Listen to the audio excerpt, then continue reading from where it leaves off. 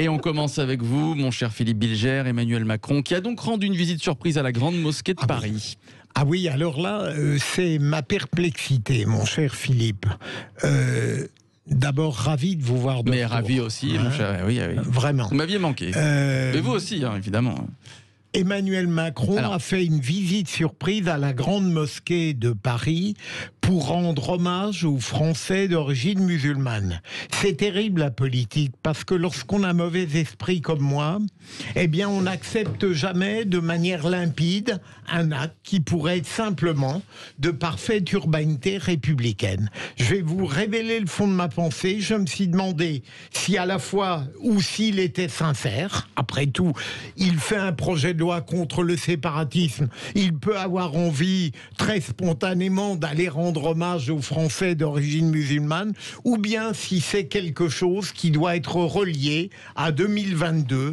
Est-ce que dans la politique, il peut y avoir quelque chose de transparent? Je me pose la question. Alors, avant de demander l'avis à Jean Dorido et Yael Mellul, vous savez que ça a beaucoup réagi sur les réseaux sociaux, hein, les internautes, notamment les internautes musulmans. Je vous lis par exemple le tweet de l'un d'eux. Nous avons notre dignité, cracher sur les musulmans 24 heures sur 24, s'attaquer aux associations et à des remparts contre l'islamophobie et ensuite venir nous tendre la main. Désolé monsieur Macron, nous n'avons plus confiance, laissez-nous juste vivre en paix et loin de vos débats politiques. Alors ça c'est autre chose tout de même, je n'irai pas aussi loin que cet auditeur. Je me pose une question, est-ce qu'on a le droit à la sincérité ou est-ce que c'est de la tactique pure? Bon, donc, alors, et Yael va dire, non, donc je me plie par avance à son opinion. Mais non, justement, je me pose la même question que vous, Philippe, et c'est... Mais je suis rassuré sur sa pertinence. Quelle est l'intention en réalité de ce geste-là? Mais on peut se poser cette question-là sur chaque, j'ai envie de dire, sur chaque geste que va faire un politique. Est-ce qu'il y a de l'authenticité? Est-ce que c'est un calcul politique? Est-ce que ça a à voir avec justement le débat? Mais là, il y avait la loi contre le séparatisme il y a quelques semaines. Est-ce que ça a à voir sur l'Algérie qu'on nous remet aujourd'hui dans le débat? On va en reparler.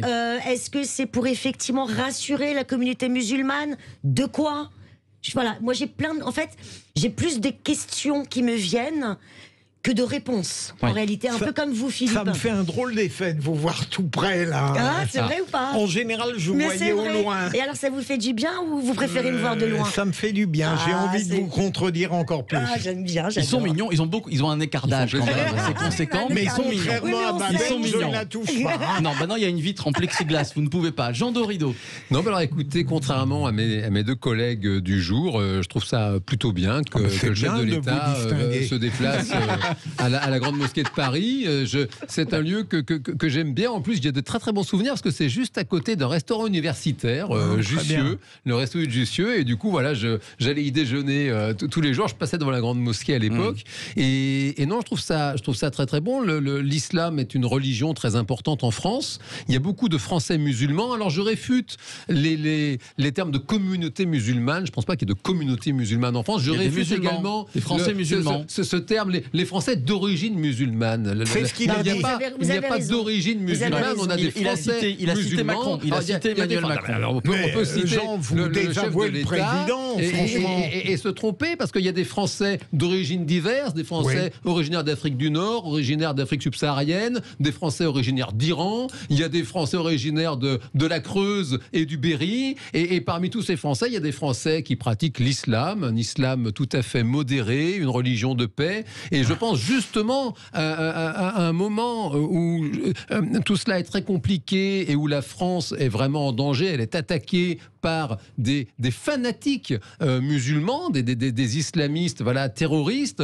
Je trouve ça très très bon que le chef de l'État justement montre qu'il se déplace à la Grande Mosquée de Paris, il respecte cette spiritualité comme il respecte les autres, tout en faisant le nécessaire pour protéger la France, la République, la démocratie des terroristes obscurantistes qui voudraient qu'on vive en dictature. Je trouve ça plutôt très bon. Visite surprise.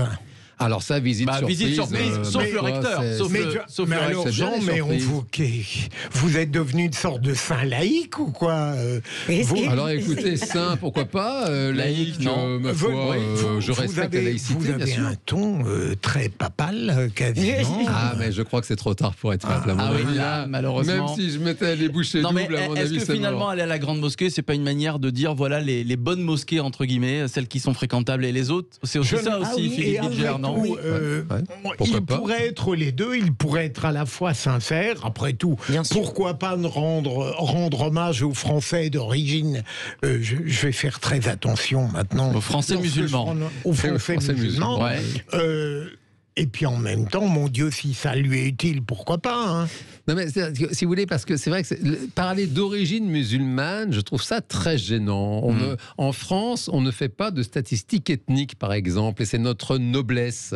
On est très très vigilant là-dessus, et c'est très très bon d'être vigilant là-dessus. Une origine, en général, l'origine c'est le pays, c'est pas la religion. En général, voilà, on parle d'origine de pays, et si vous voulez associer une religion à divers pays, je trouve ça assez toxique. On va parler de Français de religion musulmane. De Français musulmans. Voilà. Français musulmans, d'accord. Mais moi, je ne crois pas que le message il soit simplement justement à ces Français d'origine musulmane, enfin de religion musulmane.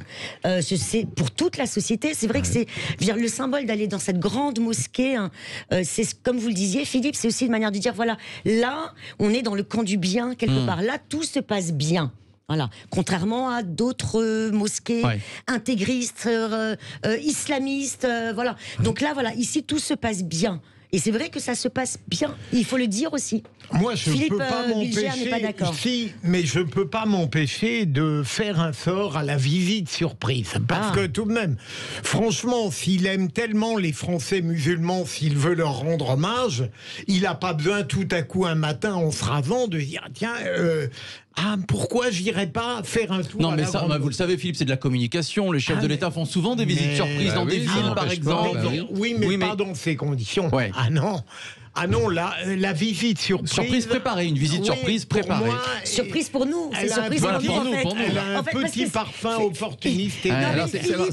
Si vous allez au bout de votre pensée, Philippe Bilger, c'est délétère et opportuniste. Opportuniste, ça poursuit quel but alors, d'après notre président? Tout simplement de compenser le projet de loi contre le séparatisme, de montrer de la bienveillance en espérant des effets électoraux. Il n'y a pas l'ombre d'une sincérité derrière tout ça. C'est de la politique en même temps. Bien sûr, bien sûr. Macron fait de la politique. Donc, tout simplement. Pardon, mon cher Jean, de vous rappeler quelques évidences. Il fait de la politique. Oui.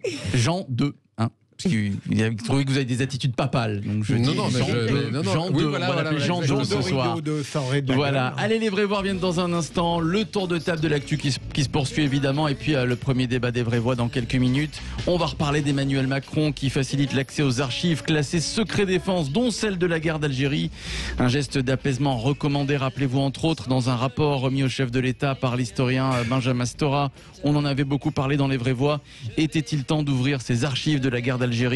Vous votez sur le compte Twitter de Sud Radio, et puis évidemment on vous attend au 0826 300 300 pour en débattre avec les vraies voix dans quelques minutes maintenant. À tout de suite.